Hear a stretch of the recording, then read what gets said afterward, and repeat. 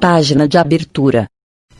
Do livro Caminho, Verdade e Vida, psicografado por Francisco Cândido Xavier, pelo Espírito Emmanuel. Título da mensagem: Os Amados. Mas de vós, ó amados, esperamos coisas melhores. Paulo aos Hebreus 6, 9. Comenta-se com a amargura o progresso aparente dos ímpios. Admira-se o crente da boa posição dos homens, que desconhecem o escrúpulo, muita vez altamente colocados na esfera financeira. Muitos perguntam: onde está o Senhor que lhes não viu os processos escusos? A interrogação, no entanto, evidencia mais ignorância que sensatez. Onde a finalidade do tesouro amoedado do homem perverso? Ainda que experimentasse na terra inalterável saúde de 100 anos, seria compelido a abandonar o patrimônio para recomeçar o aprendizado. A eternidade confere reduzida importância aos bens exteriores. Aqueles que exclusivamente acumulam vantagens transitórias fora de sua alma, plenamente esquecidos da esfera interior, são dignos de piedade. Deixarão tudo, quase sempre, ao sabor da irresponsabilidade. Isso não acontece, porém, com os donos da riqueza espiritual. Constituindo os amados de Deus, sentem-se identificados com o Pai em qualquer parte a que sejam conduzidos. Na dificuldade e na tormenta, guardam a alegria da herança divina que se lhes entesoura no coração. Do ímpio é razoável esperarmos a indiferença, a ambição, a avareza, a preocupação de amontoar irrefletidamente. Do ignorante é natural recebermos perguntas loucas.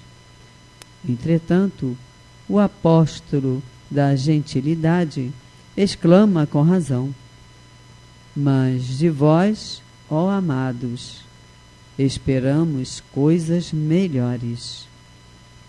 Emmanuel. E agora, a palestra. Meu nome é Cibele Aguiar.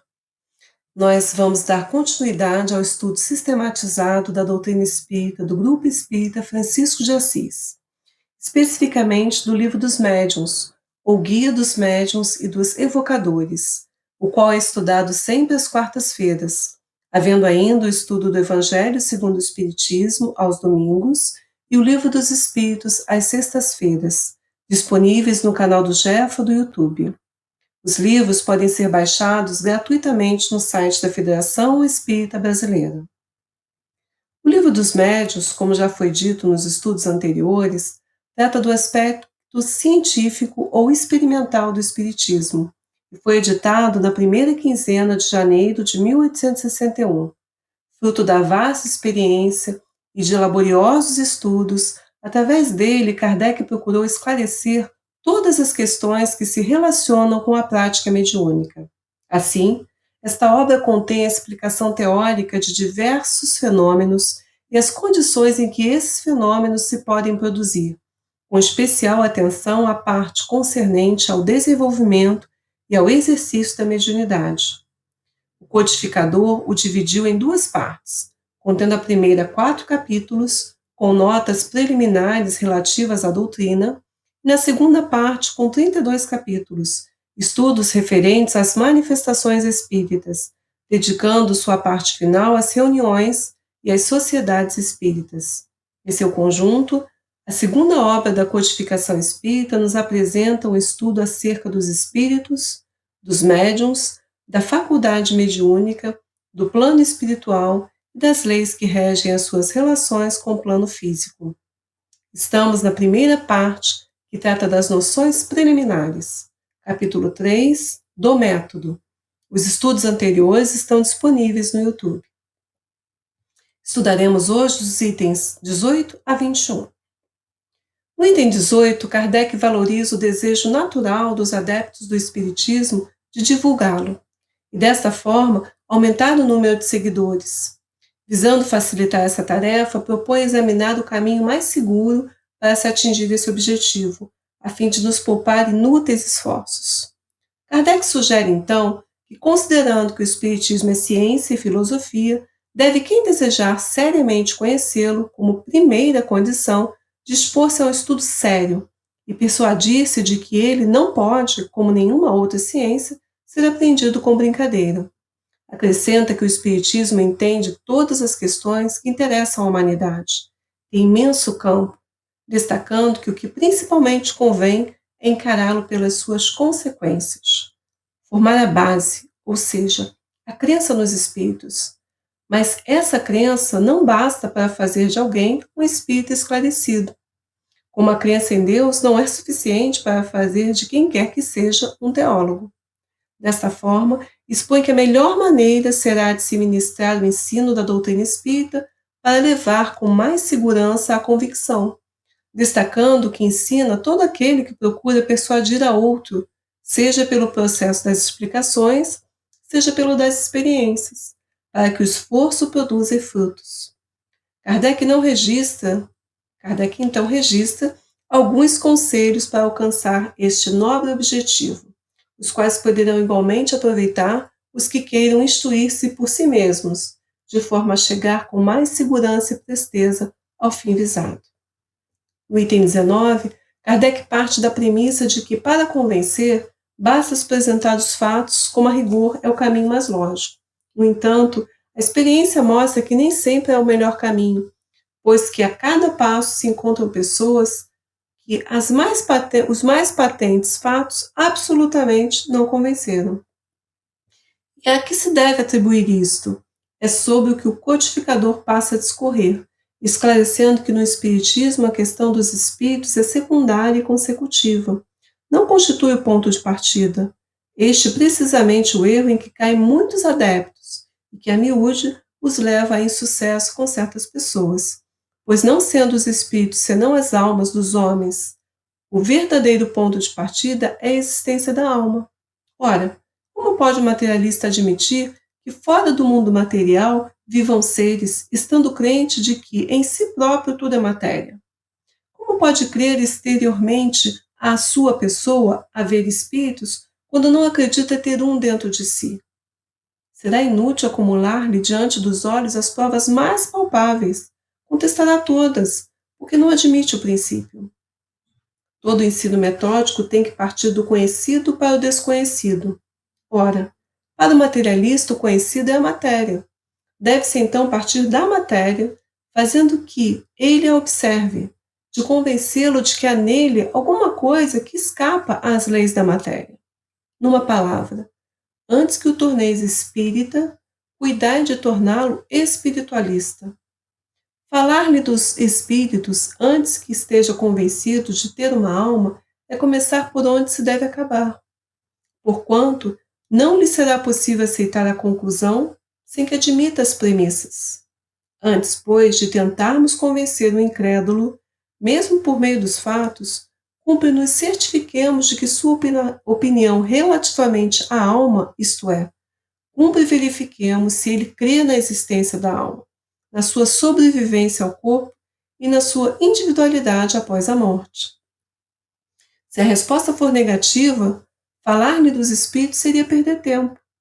Eis aí a regra, podendo haver exceção, mas neste caso, porém, haverá provavelmente outra causa que o torna menos refratário.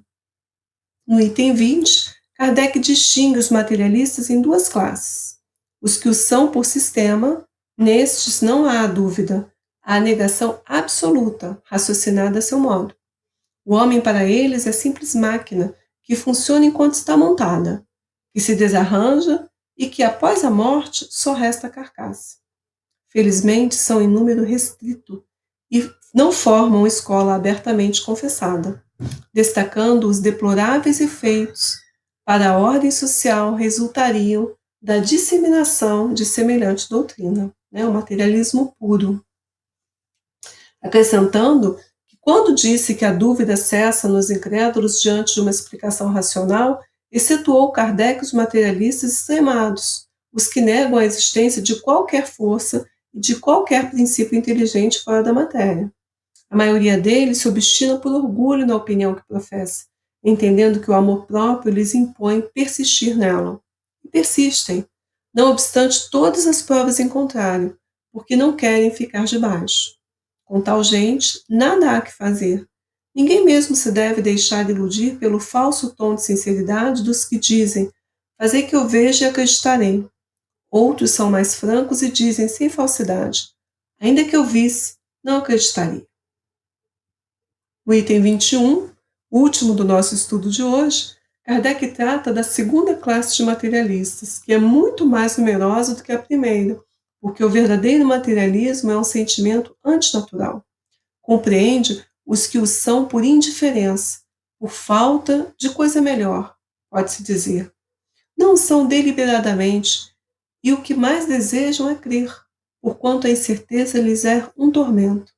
Há neles uma vaga aspiração pelo futuro, mas esse futuro lhes foi apresentado com cores tais que a razão deles se recusa a aceitá-lo. Daí a dúvida. E como consequência da dúvida, a incredulidade. Esta, portanto, não constitui neles um sistema. Desta forma, se lhes for apresentada alguma coisa racional, aceitam-na apressadamente. Esses, pois, podem compreender os espíritas, visto estarem mais perto de nós do que, por certo, eles próprios o julgam. Conclui o professor Kardec que nos primeiros não deve-se falar de revelação, nem de anjos, nem do paraíso, pois não compreenderiam. Recomenda, então, que procuremos nos colocar no terreno em que eles se encontram e provar-lhes, primeiramente, que as leis da fisiologia são impotentes para tudo explicar. O resto virá depois. Por outro lado, quando a incredulidade não é preconcebida, há um germe latente, abafado pelas ervas más, e que uma centelha pode reavivar. Como o cego, a quem se restitui a vista e que se alega por tornar a ver a luz, e o náufrago, a quem se lança uma tábua de salvação. Assim, terminamos o estudo de hoje recomendando que possamos acompanhar semanalmente os estudos disponibilizados para a nossa reflexão e conhecimento. Paz a todos.